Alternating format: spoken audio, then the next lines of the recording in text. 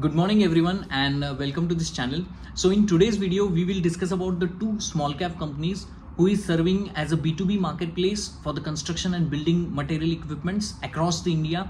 और ये दोनों छोटी कंपनियां हैं जिसका नाम है शंकरा बिल्डकॉम, वो अराउंड 1600 करोड़ मार्केट कैप की कंपनी है, and the other company is in this sector is SG mart, वो 4000 करोड़ मार्केट कैप की कंपनी है। दोनों छोटी कंपनी है और ये B2B मार्केट प्लेस को सर्व करने का काम कर रही है। तो फ्रैगमेंटेड डिमांड सप्लाई जो है कंस्ट्रक्शन इक्विपमेंट सेक्टर्स में, जिसको मैच करने की कोशिश कर रही है। तो इन दोनों कंपनियों को हम इस वीडियो में चर्चा करेंगे, इनके बिजनेस मॉडल को हम समझेंगे, इन डिटेल में उनके रेवेन्यू सेगमेंट्स को समझेंगे, इसमें क्या की रिस्क है इस एज अ बिजनेस मॉडल में, उसको समझने की कोशिश करेंगे। और as a investor is it a right opportunity to go for this kind of stocks, ये हम थोड़ा इन डिटेल में समझेंगे। और ओवरऑल स्टॉक मार्केट को या मतलब इन ऐसे सेक्टर्स को कैसे लिया जाता है उसको भी हम समझेंगे। तो चलो वीडियोस की शुरुआत करते हैं। पहले दोनों बिजनेस मॉडल को, दोनों एक कॉमन ही बिजनेस मॉडल है जिसको थोड़ा डिटेल में समझेंगे। आपको अगर समझना होगा तो इंडिया ये 7th लार्जेस्ट मैन्युफैक्चरिंग हब है पूरे वर्ल्ड का, और कंस्ट्रक्शंस में, स्टील में इंडिया एक 3rd 5th लार्जेस्ट मैन्युफैक्चरर्स है स्टील और एलाइड प्रोडक्ट्स और बिल्डिंग कंस्ट्रक्शन मटेरियल का। चाइना जो पूरे दुनिया का आधा स्टील खाता है, वो चाइना मेजर हाथी है पूरे इस केस का। उसके बाद में जर्मनी, इंडिया और यूएस जैसी कंपनीज आती है स्टील मैन्युफैक्चरिंग में।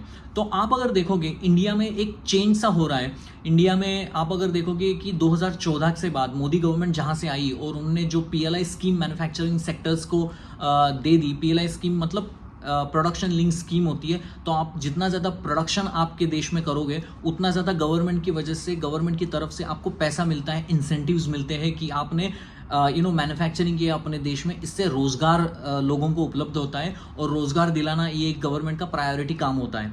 तो एम्प्लॉयमेंट मिलती है, जीडीपी में ऐड होता है। तो गवर्नमेंट का कहना है कि इंडिया में ही सारी चीज़ों को मैन्युफैक्चर करो। इसीलिए there is a huge scope has been increase after 2014, after the Modi come into the power. Is like there is lot of push to the government schemes. और एंड नाउ इस केस में बहुत सारी आप देखोगे ब्रिजेस बने हैं, रेलवेज में अच्छा काम हुआ है, कंस्ट्रक्शंस में बहुत सारी कंस्ट्रक्शन हो गई है, रोड बने हैं हमारे यहाँ। तो इन सारा फायदा जो है वो बिल्डिंग कंस्ट्रक्शन इंडस्ट्रीज को जाता है, इंफ्रा रिलेटेड काम को जाता है। तो ये जो एसजी मार्ट और शंकरा बिल्डकॉन जैसी कंपनीज है, they are providing a market place for this type of industries. Market place मतलब क्या है? आपको बिल्डिंग में मतलब बिल्डिंग बनवाने के लिए आपको टीएमटी रॉड्स चाहिए, आपको मेटल शीट्स चाहिए, आपको पेंट चाहिए, टाइल्स चाहिए, वायर मेश चाहिए, बाइंडिंग वायर्स आपको चाहिए, और आपको बहुत सारी स्ट्रक्चर चाहिए, एंगल्स चाहिए, बार चाहिए। ये सारी चीज़ें आपको किसी भी कंस्ट्रक्शन के लिए आपको चाहिए होती है। तो ये लोग क्या कर रहे हैं? ये लोग एक मार्केट प्लेस बना रहे हैं, ऑनलाइन मार्केट प्लेस बना रहे हैं, जहाँ पर आप अपने ऐप से या वेबसाइट से उन चीज़ों को ऑर्डर कर सको और आपके यहाँ पर वो चीज़ पहुँच जाए। आपने देखा होगा कि जोमेटो, स्विगी, ये लोग क्या कर रहे हैं? ये लोग सेम एक मार्केट प्लेस उन्होंने बनाया है, रेस्टोरेंट का सेल्स आर्म वो लोग का काम कर रहे हैं। मतलब रेस्टोरेंट का खाना आपके तक पहुंचाते हैं वो उनके ऐप्स के through. Same like in SG mart और शंकरा बिल्डकॉन का भी अभी एक नया उन्होंने B2C मार्केट सेगमेंट उन्होंने लॉन्च किया है, शंकरा बिल्ड प्रो करके। तो इस तरीके से ये लोग काम कर रहे हैं। और बहुत सारे अभी भी इंडिया में आप देखोगे अनऑर्गेनाइज सेक्टर्स हैं।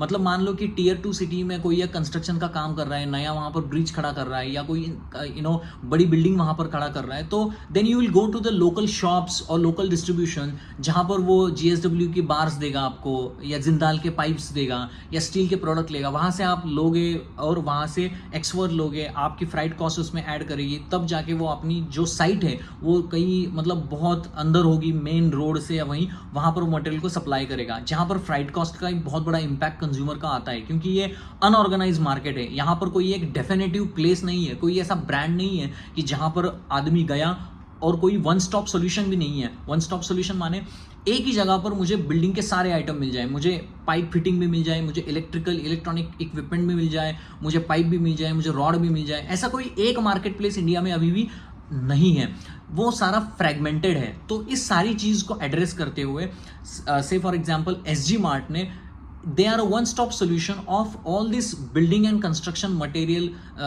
building and construction related equipments, the material, whatever you need for the building and the construction, you have go to the SG Mart and they will provide you. सो उन्होंने क्या किया है कि एक होता है कि टाटा स्टील जैसा स्टील मैन्युफैक्चरर होता है, और ये एक होता है गांव में पड़ा हुआ कोई डिस्ट्रीब्यूटर होता है. यहाँ से यहाँ तक की जो जर्नी है ना, उसको बहुत टाइम लगता है, बहुत प्राइड कॉस्ट लगती है.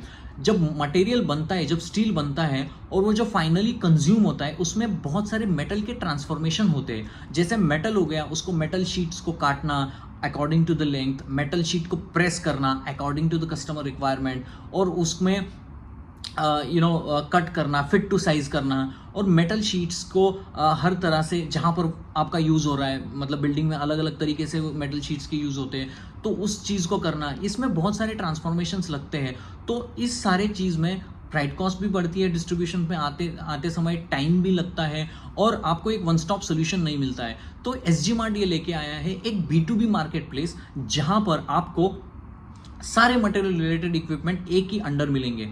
और वो लोग ये भी काम कर रहे हैं कि उनके सर्विस सेंटर के थ्रू ये मेटल ट्रांसफॉर्मेशन की जो फेज़ है, मतलब मान लो कि Tier 2 Tier 3 सिटीज़ में वो एक सर्विस सेंटर खोल रहे हैं, जहाँ पर वो मेटल शीट्स को काटना, मेटल फिटिंग्स को करना, कस्टमर के अकॉर्डिंगली स्टील प्रोडक्ट्स को, वहाँ से मान लो कि स्टील की बहुत बड़ी सली होती है, उसको थोड़ा सा कट करना अकॉर्डिंग टू द रिक्वायरमेंट, वहाँ पर थोड़ा वैल्यू एडिशन का काम करना, वो सारा काम वो SG Mart जैसी कंपनी अपने सर्विस सेंटर के थ्रू कर रही है. और वो मेटल ट्रेडिंग का भी काम कर रही है. हॉट रोल आपको चाहिए, कॉइल चाहिए, मेटल के इक्विपमेंट चाहिए, तो उसको branded companies like the JSW steel हो गया, हिंडाल्को हो गया, या आपके जिंदाल स्टील एंड पावर हो गया, टाटा स्टील हो गया, इन सारे कंपनियों के प्रोडक्ट हैं कंज्यूमर तक पहुंचाने या डिस्ट्रीब्यूशन तक पहुंचाने का काम SG Mart कर रही है.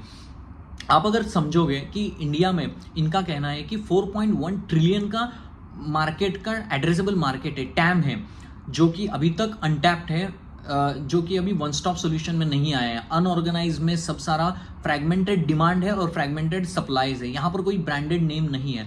तो इनका कहना है कि डाउनस्ट्रीम मेटल का जो मार्केट है वो 4.1 ट्रिलियन का मार्केट है 2024 में, और 2027 तक ये 8 ट्रिलियन मार्केट प्लेस हो जाएगा. तो इनका कहना है कि यहाँ पर बहुत सारा गैप है जो हम एड्रेस करना चाहते हैं. तो उनका कहना है कि from the manufacturing hub to the consumer हम पहुंचाने का काम करेंगे, हम वन स्टॉप सोल्यूशन उस चीज़ को लाएंगे, और ये जो फ्राइट कॉस्ट उसमें ऐड होती है उसको कम करने की हम यहाँ पर कोशिश करेंगे. तो SG Mart और ये शंकरा बिल्डकॉन प्रोडक्ट जैसी कंपनी है, वो ये सारा काम करती है. आप अगर देखोगे कि कोविड के बाद बहुत सारा ट्रेडिशनल जो सप्लाई चेन, वहाँ पर डिस्टर्बेंसी बहुत ज़्यादा आ गई, और लोगों को मटेरियल मिलने में बहुत मुश्किल आ गई. तो शिफ्ट जो हो रहा है वो डिजिटल की तरफ बहुत ज़्यादा शिफ्ट हो रहा है. अगर कोई आपको मोबाइल पे बैठे बैठे ऐप के थ्रू अगर आपको 4 बोरी सीमेंट चाहिए, अगर आपने ऑर्डर कर लिया और आपके घर में डायरेक्टली माल आ गया, तो वहाँ पर जाना, प्राइस वहाँ पर ज़्यादा देना, और वो हेडेक, वो उधर जाना, चेक करना, वो लोरी में बिठाना, ये सारी जो डिफ़िकल्टीज़ हैं, ये जो SG Mart जैसी कंपनी है उसको वो एड्रेस करना चाहती है अपने प्रोडक्ट के थ्रू.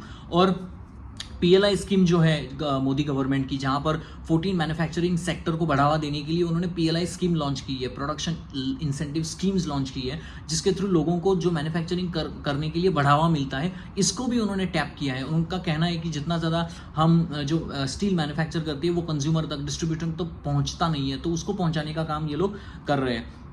और आप अगर देखोगे कि इनके 3 डिवीजन हैं मेनली SG Mart के. तो पहला तो डिवीजन है इनका मेटल ट्रेडिंग का डिवीजन है, दूसरा जो डिवीजन है वो उनका सर्विस सेंटर्स का डिवीजन है, और तीसरा जो डिवीजन है वो B2C सेगमेंट है, वो डिस्ट्रीब्यूशन बिजनेस का डिवीजन है. तो पहला जो डिवीजन है वो B2B बिजनेस का डिवीजन है.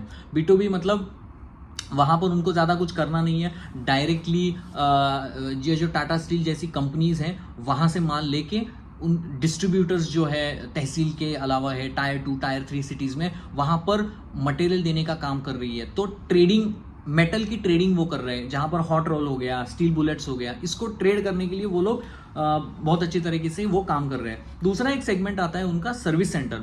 तो सर्विस सेंटर में क्या होता है कि you have one manufacturer like the Tata steel का कोई एक एग्जाम्पल ले रहा हूँ कि टाटा स्टील वहाँ पर जो मेटल बनता है वो डायरेक्टली तो कंज्यूम नहीं होता है ना, डिस्ट्रीब्यूशन के पास वैसे तो नहीं जाएगा, वहाँ पर हॉट रोल होगा, वहाँ पर मेटल की कटाई होगी, कटिंग्स होगा और चेकर्ड स्टील बनेंगे, अलग अलग स्टील के इक्विपमेंट छोटे छोटे बनेंगे। तो उनका कहना है कि अपने सर्विस सेंटर में वो वैल्यू को ऐड करेंगे।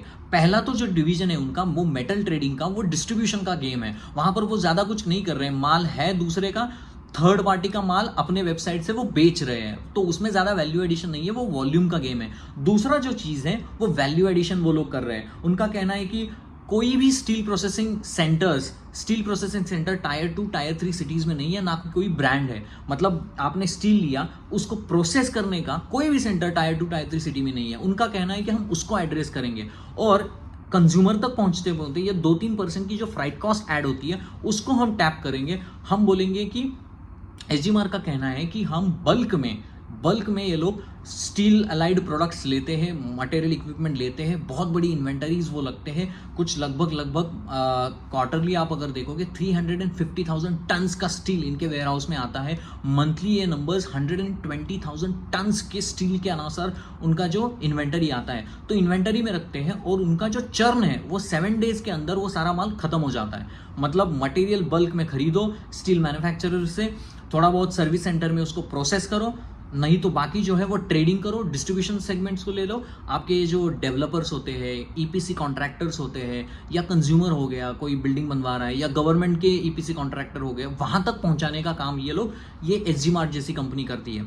तो जैसे मैंने कहा इनके 3 डिवीजन है, पहला मेटल ट्रेडिंग, दूसरा B2B सेगमेंट में ही है, सर्विस सेंटर का काम कर रहे हैं। अभी तक उनके 5 सर्विस सेंटर है, 25 सर्विस सेंटर 2026-27 तक खोलने का उनका वायदा है। दुबई में भी उन्होंने एक खोला है और बाकी जो सर्विस सेंटर है पूरे across the India 5 service centre उन्होंने खोले हैं और उसको बढ़ावा देने का काम उनका है। और तीसरा जो इनका डिवीजन है वो है B2C सेगमेंट में, जहां पर कंज्यूमर को डायरेक्टली वेबसाइट के थ्रू माल मिलेगा और कोई भी B2B प्लेटफॉर्म इंडिया में अवेलेबल है नहीं है, तो फ्रैगमेंटेड सप्लाई है। ये स्टील जो कंपनीज हैं उनको तो अपनी कैपेसिटी बढ़ानी है, ज़्यादा स्टील का प्रोडक्शन करना है क्योंकि डिमांड इतनी है, लेकिन they are not able to sell into the tier 2 tier 3 cities the way they have to sell.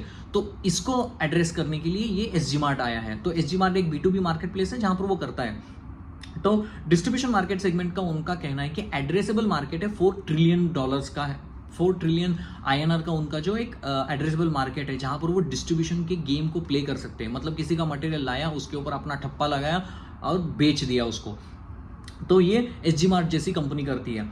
तो एसजी मार्ट का कहना ही यही है कि they provides a platform to manufacture across the country for the construction material product. Construction material के जो product है उनको एक B2B का प्लेटफॉर्म वो तैयार कर रहे हैं। तो मतलब वेयर हाउस में वो माल रखेंगे और डीलर्स, डिस्ट्रीब्यूशन, होलसेलर, डेवलपर को सारा माल वो लोग बेचेंगे। और उनका कहना है कि सबसे बड़ा फायदा उन्होंने कहा है कि लीड टाइम बहुत लगता है डिस्ट्रीब्यूशन तक जाने के लिए। और उनका और भी ये कहना है कि उन्होंने कहा है कि कोई भी लिमिटेड वर्टिकल इंटीग्रेशन नहीं है। आप अगर देखोगे कि कोई बंदा अगर स्टील लेता है तो वहां पर अपने मैन्युफैक्चरिंग यूनिट में कोई उसके ऊपर वैल्यू एडिशन करने वाला कोई प्लेयर टायर 2 टायर 3 सिटी में नहीं है, तो वर्टिकल इंटीग्रेशन का काम भी अपने थ्रू वो करते हैं। और उनका कहना है कि उसको भी एड्रेस वो लोग कर रहे हैं।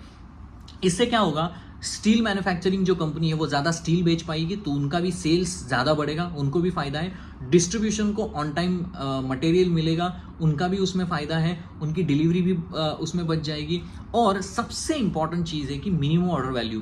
नॉर्मली क्या होता है कि मान लो कि मैं एक डिस्ट्रीब्यूटर हूँ, मैं तहसील में हूँ, अगर मुझे टाटा स्टील से मटेरियल लेना है तो टाटा स्टील को वहाँ तक जाने के लिए, वो डिस्ट्रीब्यूशन सेगमेंट में तक जाने के लिए वहाँ तक फ्राइट कॉस्ट लगती है। इसलिए बोलते हैं कि मेनी जो है 100 टन मिनिमम रिक्वायरमेंट है तुम्हारे यहाँ पहुँचने के लिए। अगर तुम 100 टन का माल लोगे तो ही मैं तेरे को दूंगा। तो वो बोलता है कि डिस्ट्रीब्यूशन में 100 टन की रिक्वायरमेंट तो नहीं है, वो तो 50 टन की मेरी रिक्वायरमेंट, मैं रख के क्या करूंगा, मेरी इन्वेंटरी होती है। तो एसजी मार्ट बोलता है इन सारे लोगों को वो सारा ब्लेम मेरे को दे दो, मैं सारा मटेरियल बल्क में लूंगा और आपको 1 टन भी चाहिए तो मैं दूंगा, 2 टन चाहिए तो भी मैं दूंगा। तो ये डिस्ट्रीब्यूशन का भी अच्छा है, वो जो होलसेलर है उनका भी अच्छा है, उनको बस ज़्यादा दिमाग लगाने की ज़रूरत नहीं है। जैसे उनकी रिक्वायरमेंट आती है तो उनकी भी इन्वेंटरी कम हो जाएगी। तो इसको भी एक पैन इंडिया लेवल के ऊपर वो करने का उनका इरादा है। उनका कहना है कि वो पैन लेवल के ऊपर उसको लेके जाएंगे। तो ये हो गया एस जी मार्ट का। थोड़ी सी लंबा वीडियो हो जाएगा, लेकिन hope I am try to explain you all in details about these two companies. तो अगर आप ये वीडियोस पसंद आते हैं तो प्लीज़ वीडियो को लाइक करना, शेयर करना और सब्सक्राइब करना। तो आप बोलोगे यार कौन कौन से मटेरियल होते हैं, तो आपके बाइंडिंग वायर्स हो गए, टीएमटी बार्स हो गए, जो 8 to 22 mm के बार जो होते हैं, स्टील के रॉड्स होते हैं, बार्स होते हैं, एंगल्स होते हैं, स्ट्रक्चर्स होते हैं, लाइट हेवी स्ट्रक्चर्स होते हैं जो कंस्ट्रक्शन में लगते हैं, ये मैश वायर्स लगते हैं, ये चेकर्ड स्टील होता है वो लगते हैं, मेटल शीट्स लगते हैं, इन सारी चीज़ों को वो प्रोवाइड करते हैं। और नॉन स्टील प्रोडक्ट्स में आता है तो आपका सैनिटरी आएगा, टाइल्स आएगा, सिरेमिक्स आएगा, ये सारी चीज़ में उसमें आएगी, पेंट आएगा। तो ये सारी चीज़ों को वो लोग उसमें करते हैं। अब थोड़ा सा वापस आते हैं कि रेवेन्यूज़ के ऊपर। आप अगर देखोगे इसमें, हाँ मैं बताना भूल गया, सबसे इंपॉर्टेंट चीज़, ये थर्ड पार्टी का माल बेचते हैं, इनका तो कुछ है नहीं अपार्ट फ्रॉम थोड़ा सा सर्विस सेंटर से रेवेन्यू आता है। ये जो 3 वर्टिकल मैंने बताए, 50% मेटल ट्रेडिंग से आता है, 25% सर्विस सेंटर से आता है, 25% ये आपका डिस्ट्रीब्यूशन से आता है। तो आप बोलोगे प्रॉब्लम क्या है, सब तो सही लग रहा है, लेकिन प्रॉब्लम है कि ये थर्ड पार्टी का माल बेचते हैं, इसीलिए उनका ईबिटा मार्जिन बहुत कम है। ईबिटा मार्जिन ये 2 या 3% के ऊपर ही काम करते हैं, क्योंकि they are not doing anything, they are just trading. So अगर कोई ट्रेडिंग कर रहा है तो उसके पास तो उतनी वायबिलिटी नहीं होगी कि अपने ईबिटा मार्जिन उतना रखे। तो इसमें जो ईबिटा मार्जिन है वो 2 या 3% का ईबिटा मार्जिन है, ज़्यादा ईबिटा मार्जिन है नहीं है। तो ये जो पूरा सेक्टर है, building material, construction equipment and all this is entirely dependent on the steel prices. Steel के प्राइसेस में बहुत ज़्यादा वॉलेटिलिटी अगर आ गई तो इनको नुकसान है। मैं एक्सप्लेन करता हूँ क्यों। स्टील के जो प्राइसेस है जुलाई से सितंबर में, ये Q2 में 15% गिर गए हैं। तो होता ये है, इनका जो बिजनेस मॉडल है वो यही है, बल्क में स्टील के प्रोडक्ट्स अपनी इन्वेंटरी में रखो, 7 दिन में सारा माल सेल कर दो, मतलब 7 दिन में इन्वेंटरी को चर्न कर दो। लेकिन 7 दिन उनके यहाँ पर मटेरियल रहता है। अभी मान लो कि स्टील के प्राइसेस हाई है और उन्होंने स्टील मैन्युफैक्चरर से हाई प्राइस में स्टील खरीदा, तो क्या होगा, तो उनको ज़्यादा पैसे लगेंगे, ठीक है, उन्होंने इन्वेंटरी में रखा। लेकिन इसके दौरान डे बाय डे स्टील का जो प्राइस है वो घटता रहा है, स्टील की प्राइस बहुत बहुत बहुत घट रही है। तो होगा क्या, बहुत प्रॉब्लम आएंगे, क्योंकि उनको इन्वेंटरी में लॉस होगा। कम सस्ते में खरीदना, सस्ते में सेल करना पड़ेगा, क्योंकि स्टील की प्राइस कम हो रही है, कंपटीशन आ जाएगा। तो उससे क्या हो जाएगा, आप अगर देखोगे हाई इन्वेंटरी में खरीदा और बेचा लो में, तो उनको नुकसान होगा। तो ये इन्वेंटरी लॉस इस Q2 में इनको ज़्यादा हुआ है, क्योंकि स्टील के प्राइसेस में बहुत तेज़ गिरावट 15% से इस Q2 में आई है। तो स्टील की गिरावट आने की वजह से इन्वेंटरी लॉस उनको 17 करोड़ का इन्वेंटरी लॉस हुआ है। तो आप अगर देखोगे कुछ, ये लोग 120,000 टन्स पर मंथ का स्टील वॉल्यूम करते हैं वो लोग, और इन्होंने कहा है कि वो चीज़ 160,000 टन्स वो 2025 तक 26 तक लेके जाएंगे, और 27 तक उनका कहना है कि 250,000 टन्स तक वो इस कैपेसिटी को लेके जाएंगे। मतलब बहुत ज़्यादा स्टील वो बल्क में खरीद के रख रहे हैं। तो जितना ज़्यादा स्टील होगा, अभी उनका मंथली 30 to 35,000 टन्स का जो मतलब जो स्टील है वो उनका इन्वेंटरी में अटका रहा, और जिसकी वजह से उनको इन्वेंटरी लॉस हो गया, इसीलिए उसका इम्पैक्ट ईबिटा भी ऊपर आ गया। नॉर्मली वो लोग 2 या 3% का ईबिटा करते थे, लेकिन अभी उनका जो ईबिटा है वो अप्रॉक्सीमेटली 0.8 0.9 मतलब 1% का ईबिटा उनका रह गया। तो जिसकी वजह से उनकी प्रॉफिटेबिलिटी के ऊपर असर आ गया। हालांकि रेवेन्यू के नंबर देखोगे 59% की ग्रोथ है क्वार्टर ऑन क्वार्टर के बेसिस के ऊपर, 1,815 करोड़ का इन्होंने रेवेन्यू किया है। और प्रॉफिट आप अगर देखोगे कि इसमें से ईबिटा जो था वो 149 मिलियन का था, रुपीस की बात कर रहा हूं मैं, और प्रॉफिट था जो पैट था वो 159 मिलियंस का प्रॉफिट था उसमें, जिसमें अदर इनकम थोड़ा सा ऐड हुआ है, इसलिए प्रॉफिट आफ्टर टैक्स ज़्यादा दिख रहा है ईबिटा से कंपैरेटिवली। तो उसमें उन्होंने क्या किया है कि आप अगर देखोगे रेवेन्यू क्वार्टर ऑन क्वार्टर 59% से बढ़ा है, वाई लेवल के ऊपर कुछ 259% से बढ़ा है, और ईबिटा भी अच्छी तरीके से ग्रोथ वहाँ पर हुई है। लेकिन जो ईबिटा का परसेंटेज है वो इन्वेंटरी लॉसेस की वजह से और आपकी मटेरियल कॉस्ट की वजह से और एम्प्लॉय कॉस्ट की वजह से आपका जो ईबिटा है वो 0.9 के परसेंटेज के 0.8 0.9% के 1% पकड़ लो, उतना ही उसका ईबिटा परसेंटेज निकला है। नॉर्मली वो 2 या 2.5% का ईबिटा वो करते हैं, लेकिन ये ईबिटा उनका बहुत ही कम आया है। तो इसमें थोड़ा सा प्रॉब्लम है, क्योंकि स्टील की प्राइसेस अगर बढ़ेगी तो ईबिटा मार्जिन फिर अप जाएगा। तो लेकिन स्टील के प्राइसेस हमारे हाथ में तो नहीं है, तो इसीलिए ये थोड़ा सा सिक्लिकल काइंड ऑफ बिजनेस है। यही एक रिस्क है जो मैं बताने वाला था आगे जाके कि रिस्क इसमें क्या है। रिस्क यही है कि स्टील के प्राइस के अनुसार इनकी थोड़ी सी ईबिटा मार्जिन हिलती है। कोई मतलब ऐसा नहीं है कि स्टील का जो EBITDA मार्जिन है वैसे भी कम करते हैं, EBITDA मार्जिन 2.5 करते हैं, और उनका कहना भी है कि हम 17,000 करोड़ का रेवेन्यू करेंगे 2027 तक और हमारा EBITDA मार्जिन 2.5 उतना ही रहेगा। ये इतना ही रह सकता है, I get to that, but the problem is कि स्टील के प्राइसेस जैसे स्टिफ करेंगे इन्वेंटरी लॉस बढ़ता चला जाएगा, इसकी वजह से आपको बहुत सारा इन्वेंटरी लॉस उठाना पड़ेगा। अभी तो 15 करोड़ 17 करोड़ का कुछ इन्वेंटरी लॉस किया है, मान लो कि 17,000 करोड़ में स्टील के प्राइसेस और बॉटम हो जाते हैं तो प्रॉब्लम क्या हो जाएगा। हालांकि उनके जो CEOs है, जॉइंट MD है, उन्होंने भी कहा था कि we think it is a bottom, कि स्टील प्राइसेस यहाँ से नहीं गिरेंगे, और 10 साल में 2010-11 से ये पहली बार इतनी तेज गिरावट स्टील के प्राइसेस में आई है। लेकिन उनका कहना है कि इतना ज़्यादा नहीं होगा, यहाँ से बॉटम निकला है और ऊपर की तरफ स्टील के प्राइसेस जाएंगे। लेकिन my assumption is who knows that it can go back and it cannot be go down, so we don't know that cycle, because China में अगर कोई न्यूज़ आएगी तो स्टील सेक्टर के ऊपर आप असर पड़ता है। ये CNBC वाले बहुत ज़्यादा तेज़ी से आपके ऊपर बम्बार्ड करते हैं कि चाइना के ऊपर ऐसा वैसा एंड ऑल दैट थिंग। सो मेरा कहने का मतलब है कि EBITDA मार्जिन के ऊपर थोड़ा सा असर पड़ता है स्टील के प्राइसेस के ऊपर। दैट इज अ की risk into this business, because अगर मान लो कि इससे भी स्टील के प्राइसेस नीचे जाएंगे तो EBITDA कम हो जाएगा। EBITDA अगर कम हो जाएगा तो हमारे लिए क्या हो जाएगा, EPS में प्रॉब्लम आ जाएगी। इसलिए आप देखोगे SG मार्क का जो स्टॉक है ना वो चलता नहीं है, वो अभी चला नहीं है। वो इसीलिए नहीं चला है, एक तो 69 का PE है और दूसरी चीज वहां पर EBITDA आपका बहुत कम है। मुझे लगता है लास्ट क्वार्टर में 2024 के Q4 में वो उन लोगों ने कुछ 2.3 का EBITDA परसेंटेज मार्जिन किया था, अभी वो बन के 0.9 के कगार पे खड़ा है। तो मतलब बहुत तेज सी EBITDA मार्जिन में गिरावट हुई है। अब इसके लिए क्या करना होगा इनको, बहुत ज़्यादा, ये डिस्ट्रीब्यूशन का गेम है, जितना ज़्यादा वो रेवेन्यूज़ को बढ़ाएंगे उतना ज़्यादा EBITDA के ऊपर वो बढ़ जाएगा, क्योंकि EBITDA के ऊपर इनका ज़्यादा कंट्रोल नहीं है। तो इसका ये सिर्फ वॉल्यूम और डिस्ट्रीब्यूशन का गेम है, जितना ज़्यादा रेवेन्यू करेंगे उतना ज़्यादा इनको SG मार्ट जैसे कंपनियों को फ़ायदा है। तो जैसे मैंने कहा, कंपनी का फ्यूचर आउटलुक और पोटेंशियल बहुत अच्छा है एंड कंसेप्ट भी अच्छा है कि एक फ्रैगमेंटेड सप्लाई और डिमांड को मैच करने की बात उन्होंने कही है, और सर्विस सेंटर खोलने वाले हैं। उन्होंने अपने गाइडेंस जो है वो कॉनकॉल में उन्होंने बताया कि 17,000 से लेके 18,000 हम रेवेन्यू करेंगे FY27 with the EBITDA margin of 2.5%। लेकिन बहुत सारा उनको हिटबैक मिला, बहुत जो कॉनकॉल में आते हैं ना लोग, बहुत सारे लोगों ने उनको कहा कि भाई आप तो EBITDA मार्जिन के ऊपर ऐसा कैसे हो गया, आपने तो कहा था कि 2% करेंगे। लेकिन उनका कहना था मैं 2% कहा था पर ईयर का, हम कभी क्वार्टर के EBITDA मार्जिन की गाइडेंस देते नहीं है। तो उनका वही कहना था कि मतलब स्टील प्राइसेस बॉटम हो गए, यहाँ से हमें थोड़ी सी मतलब हमें अपटिक वहाँ से नजर आती है स्टील प्राइसेस में, और वहाँ से इन्वेंटरी लॉस भी जाएगा। लेकिन आप इस स्टॉक को मतलब रख सकते हो, I mean you can have into this कगार। जैसे ही चीज़ें बढ़ने शुरू हो जाए then you can think of your positions and all. There is no buy and sell recommendation, but this is just a fundamental analysis of these kind of companies, ठीक है। So if you like my videos, then please like, shares and subscribe, because this will give the motivation for me to build these small cap companies and उसके business analysis को हम समझने की कोशिश करेंगे।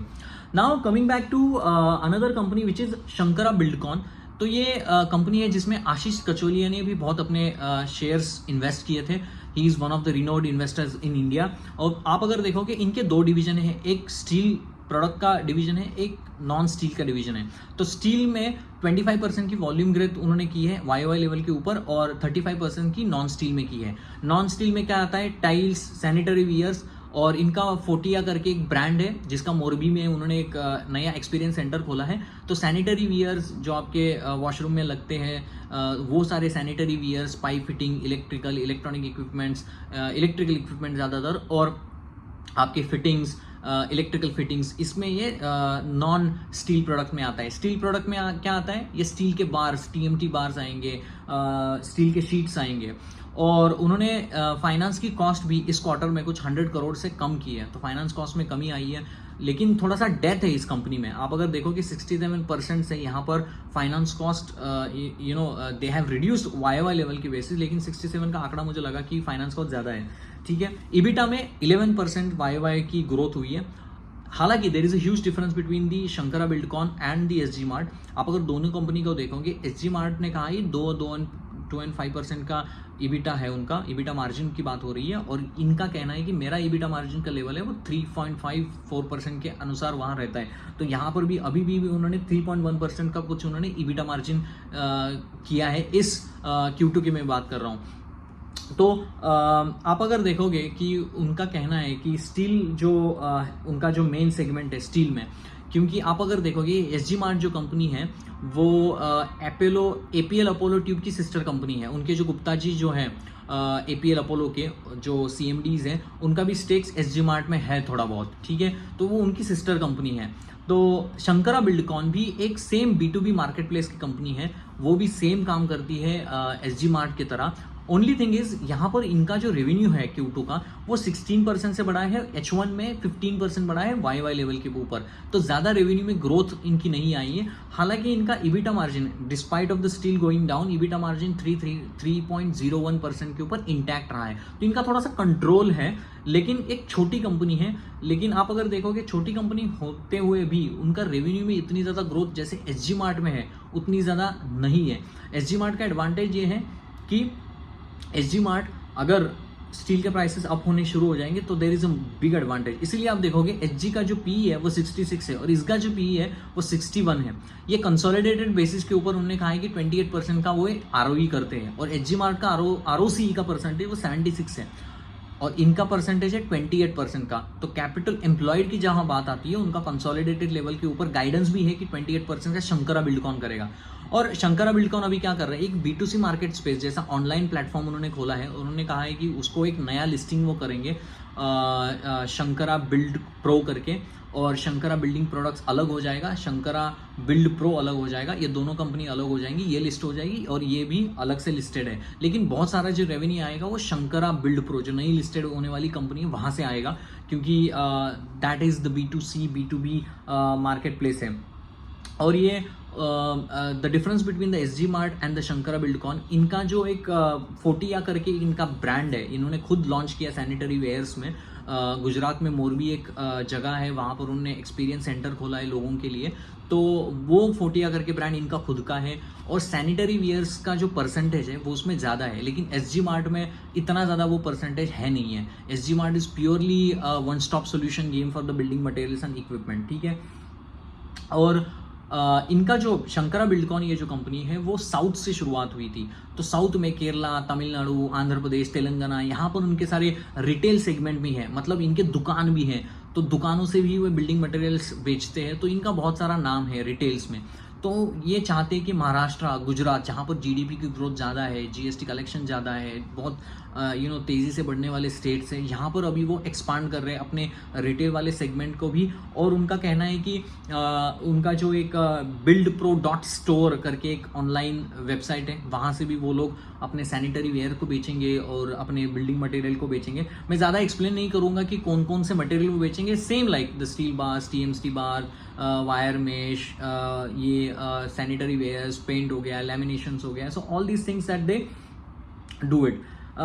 If you compare about the revenue, as I said, like the 15% की revenue growth हुई है, ईबिटा मार्जिन का परसेंटेज 3.01 है और 11% का ईबिटा बढ़ा है क्वार्टर YY लेवल के ऊपर। लेकिन पैट का जो फिगर है वो -12% से फ्लैट डिक्लाइन किया है। इसीलिए एक समय के बाद ये स्टॉक बहुत तेज़ी से गिरा था, क्योंकि पैट में निगेटिव आया था। ये इसलिए आया था कि थोड़ा सा डेथ इस कंपनी के ऊपर है, फाइनेंस कॉस्ट उसकी थोड़ी सी है उधर। और Q2 की बात करोगे तो Q2 में 16% से इंक्रीज हुई है। तो ये रेवेन्यू करती है 2620 करोड़ का कुछ रेवेन्यू करती है। अराउंड H1 की बात करें तो 1414 करोड़ की कंपनी है, छोटी कंपनी है और रेवेन्यू करती है 2620। बड़ी कंपनी है 4000 ऑड मार्केट कैप करोड़ की SG मार्ट, और वो रेवेन्यू करती है 2960 H1 में। तो मतलब ज़्यादा करती है, एक्चुअली ज़्यादा इन्होंने करना चाहिए था, छोटी कंपनी है। लेकिन शंकरा बिल्डकॉन मुझे लगता है is a number 2 player in terms of this one, but only because of the SG mart में वो थोड़ा ईबिटा का प्रॉब्लम हो गया स्टील के प्राइसेस की वजह से, इन्वेंटरी चर्न उनका है। और इनका कॉम्पेंसेशन जो शंकरा बिल्डकॉन का होता है वो सैनिटरी वेयर से होता है, तो उनका थोड़ा सा वो बिजनेस वहाँ से आता है। क्योंकि आप देखोगे वॉल्यूम की ग्रोथ 35% की सैनिटरी वेयर्स में शंकरा बिल्डकॉन में हुई है, 25% की ग्रोथ स्टील में हुई है। SG मार्ट जो है वो पूरा स्टील और एलाइड प्रोडक्ट्स में बहुत ज़्यादा काम करता है। और जैसे मैंने कहा शंकरा बिल्डकॉन में -16% से Q2 ओवर Q2 डिक्लाइन हुआ है पैट, और पैट का मार्जिन भी उतना ही 1.19% के ऊपर ही उनका पैट का मार्जिन है। तो पैट का मार्जिन उतना है नहीं है, एंड 0.8 है SG मार्ट का। मैं जस्ट कंपैरिजन करके आपको बता रहा हूँ कि क्या हो रहा है।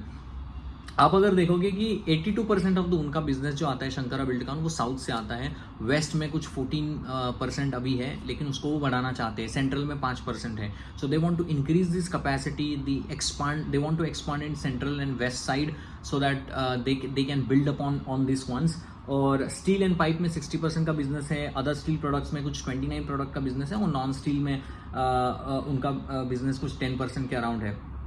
आप अगर देखोगे steel tube pipes, steel flat products, roofing हो गया, स्टील लॉन्ग प्रोडक्ट्स, उसमें वो बहुत सारा काम ये शंकरा बिल्डकॉन जैसी कंपनी करती है.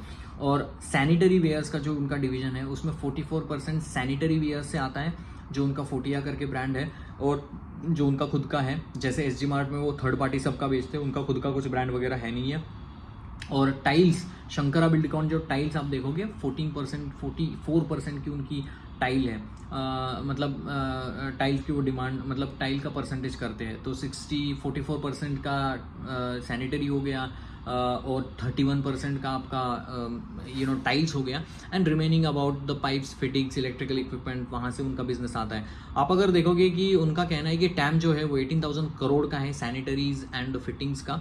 18,000 करोड़ का उनका सेगमेंट्स, उनको लगता है कि ये सैनिटरी वेयर्स का मार्केट टैम है, जहाँ पर मार्जिन भी अच्छे रह सकते हैं. आप अगर देखोगे EBITDA margin in the steel products is at 3.01%, but the EBITDA margin at the sanitary products at 6%. तो इन दोनों को मिला के इन कंपनियों के ऊपर थोड़ा सा मैनेज हो जाता है शंकरा बिल्डकॉन में. लेकिन हमें देखना होगा और ट्रैक करना होगा कि आगे जाके हुए ये दोनों अलग लिस्ट हो जाएंगी, तो इनका फाइनेंस कॉस्ट कैसे कैरी आउट होगा, डेट कैसे चुकेगा, and all that things we need to see and all that. और वो स्टैंडर्ड डिस्ट्रीब्यूशन करते हैं, जैसे मैंने कहा sanitary wares and all this